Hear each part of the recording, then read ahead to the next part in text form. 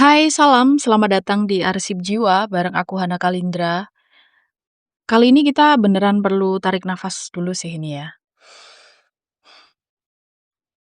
Karena topik kali ini cukup sensitif. Mungkin pernah kita beberapa kali mengamati orang-orang di sosial media yang kita tahu dulunya mungkin dia religius gitu ya.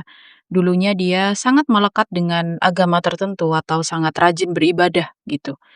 Tapi setelah mengalami masa-masa krisis ya, orang ini jadi kayak nggak beribadah lagi, atau orang ini jadi nggak, pakai hijab lagi nih misalnya. Dan jujur ini adalah pergulatan yang dialami oleh banyak banget orang di seluruh dunia ya, terutama di generasi sekarang ini. Dan aku akan mencoba menguraikan dengan jujur ya, tanpa menghakimi, tapi juga tanpa menghindari dari kebenaran yang mungkin tidak enak gitu untuk didengar. Oke, kita mulai masuk. Ya, sebenarnya apa sih yang terjadi ya? Yang pertama, aku akan bahas dari, sisi religius sebagai warisan. Kebanyakan orang itu kan tidak memilih agama mereka ya, tapi mewarisinya, entah dari orang tua, dari lingkungan, atau dari budaya. Misalnya ketika kecil kamu diajarin sholat, ya sholat itu wajib, puasa itu kewajiban gitu, atau hijab itu syariat. Kemudian kamu menerima ajaran-ajaran itu tanpa sempat menanyakan kenapa kita harus melakukan itu, ya kan? Karena waktu itu kamu kan belum punya kapasitas berpikir kritis ya kan, kita semua kalau waktu masih kecil disuruh sholat, ya udah sholat, gitu kan. Dan kemudian, eee, otoritas atau orang-orang yang mengajarkan itu, misalnya orang tua atau ustadz atau guru, itu kan bilang bahwa, "Inilah yang benar," gitu. Dan ada juga reward dan punishment gitu, karena kita diajarkan lewat konsep adanya surga dan neraka, ada dosa dan pahala, kayak gitu. Nah, pada fase ini religiusitas itu bukan dari kedalaman jiwa gitu, tapi dari kepatuhan eksternal. Misalnya kamu sholat karena ya karena harus gitu, bukan karena aku merasakan hubungan dengan Tuhan. Misalnya lagi kamu berhijab karena ya karena kalau enggak dosa gitu. Bukan karena ini adalah pilihan spiritualku yang sadar. Dan sebenarnya proses pembelajaran ini tuh bukan salah ya, ini normal. Karena semua orang pasti mulai dari sini. Nah, masalahnya adalah terkadang ini jadi fondasi yang rapuh gitu, karena fondasinya dari ketakutan dan kepatuhan, bukan dari cinta dan kesadaran gitu. Nah, kemudian setelah kita bertumbuh gitu ya, kita, tumbuh dewasa, mungkin ada yang sempat, mempelajari agama dan kemudian menemukan Tuhannya dalam proses belajar itu, tapi ada juga yang enggak. Jadi ya, ya udah apa yang diajarkan waktu kecil tentang ritual, tentang ibadah, terus dilakukan sampai dewasa, tapi belum sempat, menemukan Tuhan dalam proses itu, gitu. Nah, kemudian datanglah krisis ya, ketika kita dewasa kan mulai ada masalah ya, mulai ada hal-hal yang mungkin menghantam hidup gitu ya.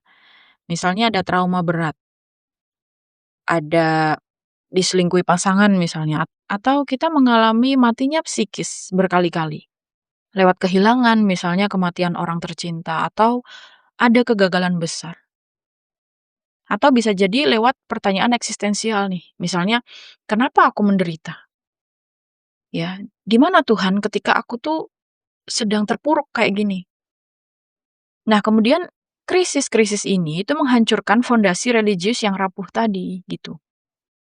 Karena agama warisan itu kan biasanya memberikan jawaban yang terlalu sederhana gitu untuk penderitaan yang sangat kompleks. Misalnya, ini adalah ujian dari Allah gitu.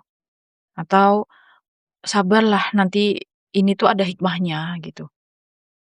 Atau bisa jadi malah kamu tuh kurang sholat, makanya hidup kamu kayak gini gitu. Dan bagi orang yang belum pernah melewati menderita, apa ya, belum pernah mengalami krisis yang begitu mendalam, mungkin hal-hal jawaban-jawaban kayak gini tuh biasa aja gitu, cukup-cukup aja gitu ya. Tapi untuk orang yang benar-benar melewati ego death ya, merasakan jiwa itu remuk berkeping-keping, maka mendengar jawaban-jawaban kayak gitu, rasanya kayak hambar. Bahkan kadang kayak menyakitkan karena terdengar kayak nyalahin korban gitu. Kita kan ibaratnya kita nggak salah apa-apa, tapi kenapa hidup kayak sejahat ini gitu. Nah, kemudian mulai muncul pertanyaan-pertanyaan nih, misalnya, kalau Tuhan Maha Pengasih, terus kenapa aku menderita separah ini? Kalau misal ini takdir, berarti aku nggak punya pilihan dong. Terus apa gunanya aku berusaha? Kalau misal aku diciptakan untuk diuji dengan penderitaan, berarti Tuhan sadis dong, gitu. Nah, pertanyaan-pertanyaan ini itu apa ya, kayak jiwa yang mencari kebenaran lebih dalam gitu. Karena lingkungan religius itu seringkali nggak toleran terhadap pertanyaan-pertanyaan kayak gini karena dianggap syirik nih, atau kurang iman, malah atau terpengaruh setan gitu. Dan orang yang bertanya itu malah jadi merasa kayak terisolasi gitu dari, komunitas religinya itu sendiri.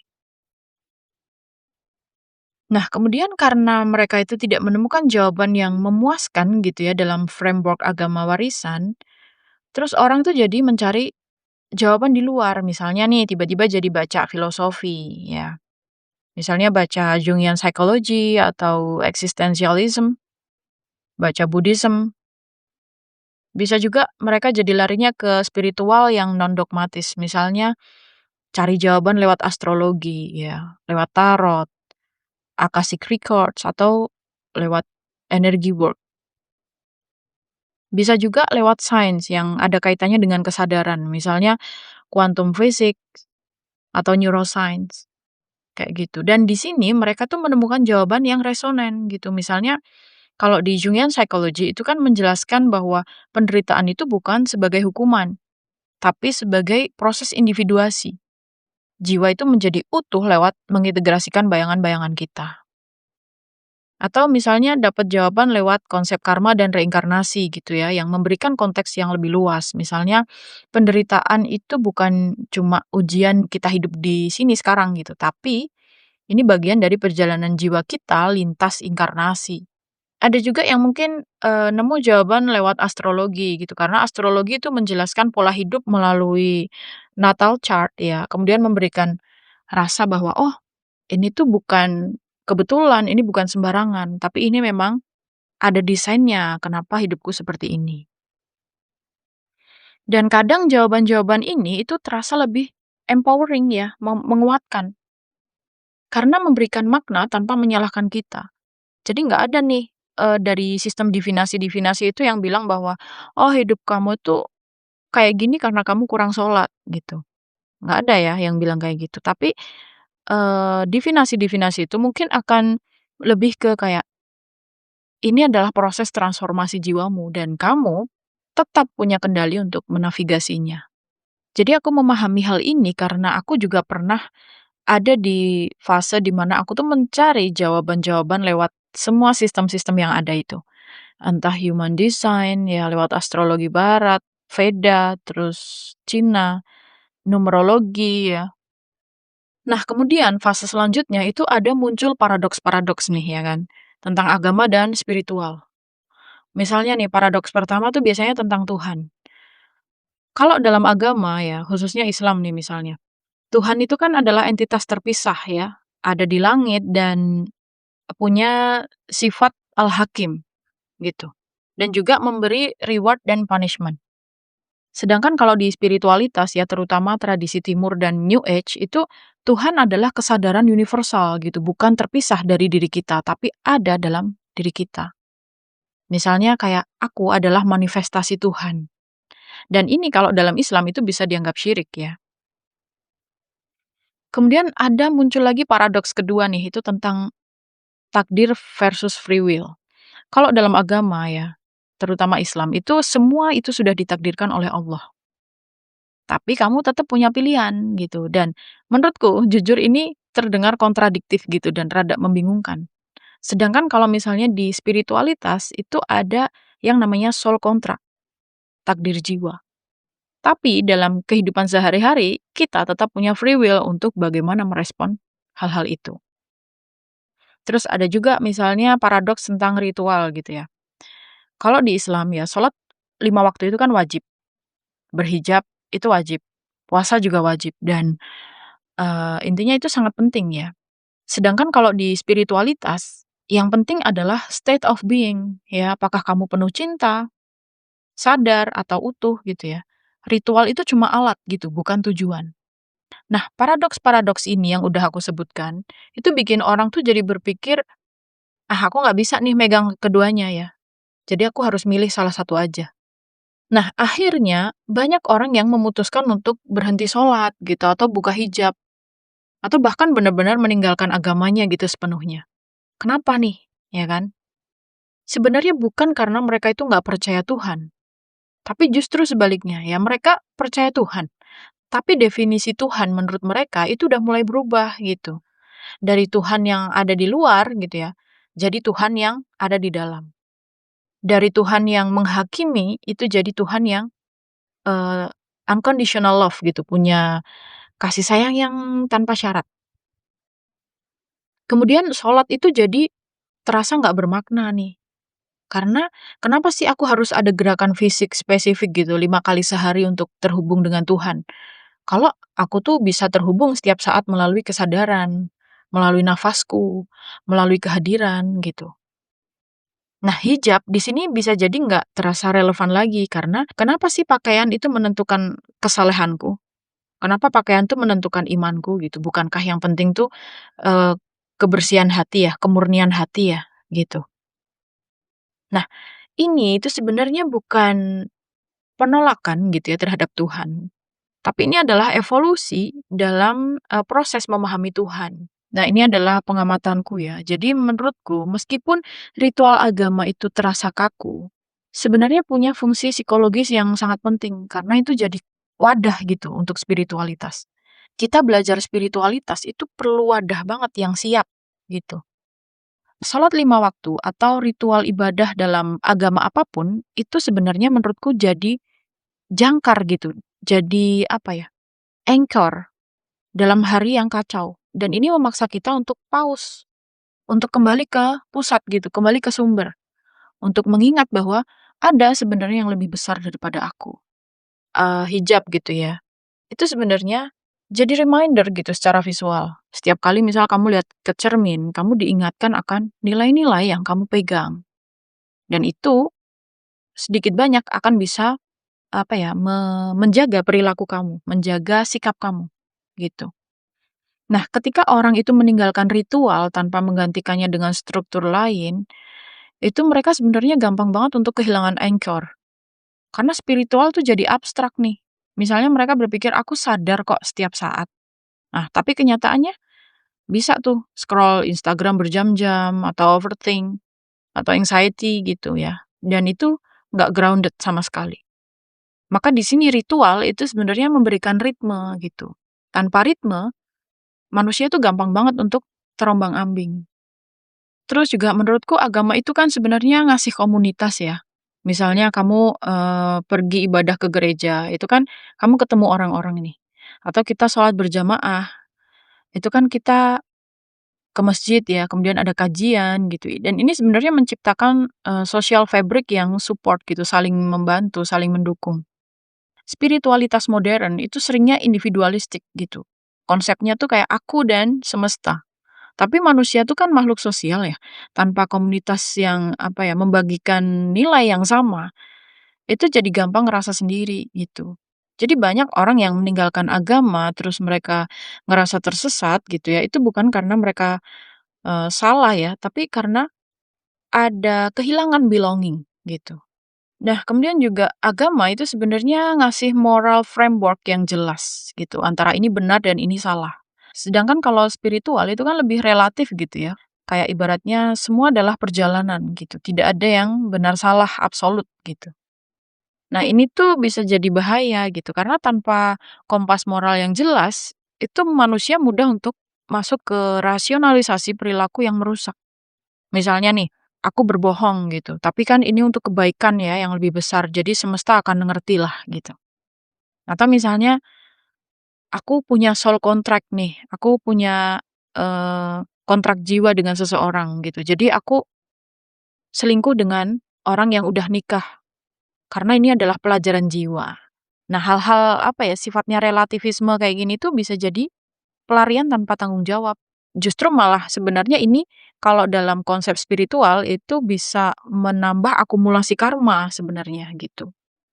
Nah, kemudian agama-agama besar ini, misalnya di Indonesia ya Islam, Kristen, Katolik, Buddha, Hindu, itu bertahun-tahun ya, ribuan tahun, itu ada bukan tanpa alasan gitu. Jadi di balik ritual yang terlihat kuno gitu atau kadang terdengar kaku ya, sebenarnya ada kebijaksanaan yang teruji secara waktu gitu. Misalnya, sholat nih, itu kayak meditasi gitu ya, dan ada gerakan tubuh juga, di situ kita juga harus mindful. Misalnya puasa, itu kayak detox fisik, mendisiplinkan mental, dan juga empati juga terhadap orang-orang yang kekurangan, gitu. Jadi banyak orang yang meninggalkan agama, terus menemukan kembali praktik yang sama gitu, tapi dengan label baru. Misalnya nih, nggak sholat lagi tapi misalnya jadi ikut mindfulness, atau ikut yoga, atau praktik, bersyukur gitu. Dan secara nggak sadar, ini tuh udah ada dalam agama mereka sejak awal. Nah, banyak orang yang mengira bahwa aku udah awakening nih, aku udah enlightened. Ya, aku udah nggak butuh agama lagi karena aku udah sadar gitu ya. Tapi awakening itu seringnya adalah fase gitu. Jadi bukan akhir perjalanan, bukan tujuan nih. Kalau dalam tradisi spiritual, misalnya Buddha, Hindu, Sufi ya, itu ada konsep stage of enlightenment. Jadi awakening pertama itu ketika kamu udah sadar nih akan ilusi ego, tapi masih ada layer yang lebih dalam lagi. Nah, kadang setelah fase expansion ya, kamu ngerasa bersatu gitu dengan semesta, dan semuanya adalah cinta. Itu akan masuk ke fase contraction. Jadi kembali ke keterbatasan manusia, gitu. Ke penderitaan lagi. Dan disinilah ritual itu bisa membantu gitu. Jadi sebagai jangkar ketika kamu lost lagi. Nah, menurutku pertanyaannya itu sebenarnya bukan kita itu harus milih sebenarnya agama atau spiritual sih gitu. Tapi jadi bagaimana aku bisa mengintegrasikan kebijaksanaan dari keduanya. Sholat itu bukan karena wajib ya, tapi karena ini adalah waktu aku untuk jeda gitu, untuk grounded sebentar, untuk terhubung dengan sumber. Misalnya hijab, itu bukan karena aku berdosa kalau aku nggak pakai hijab gitu, tapi karena ini adalah pilihan sadarku gitu, sebagai reminder akan kesederhanaan, akan, pelindung ya. Dan fokusnya adalah pada inner beauty misalnya gitu. Jadi ketika ritual itu dilakukan dengan kesadaran ya, bukan dengan kepatuhan buta, itu akan bisa jadi powerful sebenarnya. Terus misalnya memahami Tuhan sebagai keduanya ya. Jadi Tuhan itu bisa jadi transcendent, misalnya di luar gitu atau maha besar ya dan tidak terjangkau. Dan Tuhan yang imanen alias ada di dalam, di setiap nafas, di setiap sel tubuh. Dalam sufi Islam ya, ini udah ada sejak abad ke-8 gitu. Jadi di Quran surat 50 ayat 16, itu mengatakan bahwa dia lebih dekat daripada urat lehermu. Dan ini adalah imanen gitu. Jadi nggak perlu milih antara Tuhan di luar atau Tuhan di dalam, karena keduanya udah benar gitu. Terus kadang kan awakening itu sering bikin orang ngerasa, aku udah tahu kebenaran nih gitu ya kan. Padahal kebenaran yang sejati, kebijaksanaan yang sejati itu adalah semakin aku tahu, semakin aku sadar betapa banyak yang tidak aku tahu. Jadi kita tetap open seharusnya nih terhadap agama ya, terhadap spiritual, sains, atau terhadap misteri-misteri gitu. Nah, itu tadi ya teman-teman tentang spiritualitas dengan agama dan pada akhirnya perjalanan spiritual itu adalah perjalanan pulang ya, pulang ke esensi diri yang sejati, pulang ke sumber yang tidak pernah benar-benar terpisah dari diri kita. Pulang ke rumah yang selalu ada meskipun kita mengembara jauh dan mencarinya di tempat-tempat lain. Dan seperti semua perjalanan pulang, pasti ada banyak jalan yang bisa ditempuh. Ada yang lewat jalan raya ya, yang udah diaspal rapi gitu dengan rambu-rambu yang jelas. Ada juga yang melewati jalan setapak di hutan yang gelap dan penuh kerikil. Dan ritual agama itu adalah jalan raya yang sudah dibangun oleh ribuan generasi sebelum kita. Mereka udah menempatkan rambu-rambu, membangun jembatan gitu di atas jurang, menyediakan tempat istirahat di sepanjang perjalanan. Jadi ketika kamu berjalan di jalan ini, kamu nggak sendirian. Ada jutaan orang lain yang berjalan sama dengan perjalananmu gitu. Ada komunitas yang menopang ketika kakimu lemah. dan ada struktur yang menahan ketika badai itu datang. Spiritual awakening adalah momen ketika kamu berhenti berjalan dengan mata tertutup. Ketika kamu mulai bertanya nih, kenapa aku berjalan ke arah ini ya? Apa aku benar-benar jalan pulang atau aku cuma ngikutin orang lain? Pertanyaan-pertanyaan ini adalah tanda bahwa jiwamu itu sudah mulai bangun, mulai sadar gitu, mulai ingin berjalan dengan pilihan, bukan hanya kepatuhan. Dan dalam proses kebangkitan ini, wajar kalau kita merasa bahwa rambu-rambu yang selama ini kita ikuti terasa nggak lagi cukup gitu, bahwa ritual yang selama ini kita lakukan mungkin terasa hambar. Atau jawaban-jawaban yang dulu memuaskan kini terasa kayak terlalu sederhana untuk, eee, penderitaanmu yang kompleks. Jadi juga wajar kalau misalnya kamu jadi mencari jalan di luar dari jalan raya ini. Misalnya kamu jadi ke hutan ya, ke hutan spiritualitas gitu, atau ke samudra filosofi, ke langit metafisik gitu. Karena kamu butuh perspektif yang lebih luas ya, pemahaman yang lebih dalam. Bahasa yang lebih resonan gitu dengan apa yang jiwamu sekarang ini alami. Nah, di sini bisa jadi jebakan tersembunyi gitu yang jarang dibicarakan ketika kita cuma meninggalkan jalan raya tanpa membangun struktur penggantinya gitu. Kita bisa tersesat dalam kebebasan yang terlalu luas. Spiritual tanpa anchor itu kayak layang-layang gitu tanpa benang. Ya terbang bisa kemana aja gitu. Merasa bebas ya, tidak terbatas, tapi ketika angin itu berhembus terlalu kencang, dia juga nggak ada yang menahan, nggak ada yang membawanya kembali ke tanah.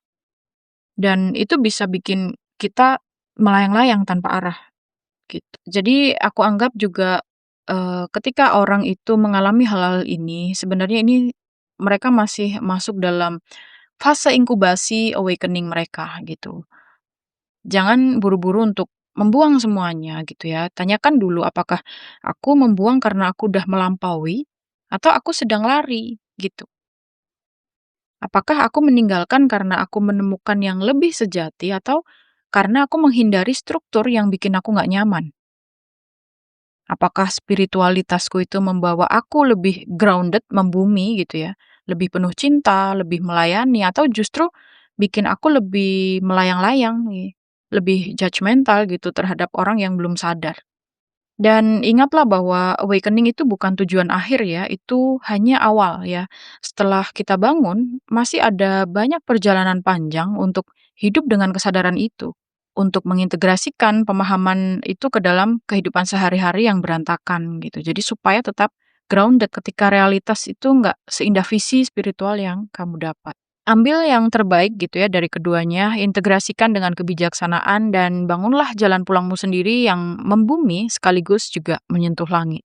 Itu tadi tentang agama dan spiritualitas. Kita udah sampai penghujung episode ya. Terima kasih udah mendengarkan Arsip Jiwa. Aku Hana Kalindra, sampai jumpa di frekuensi selanjutnya. Bye-bye.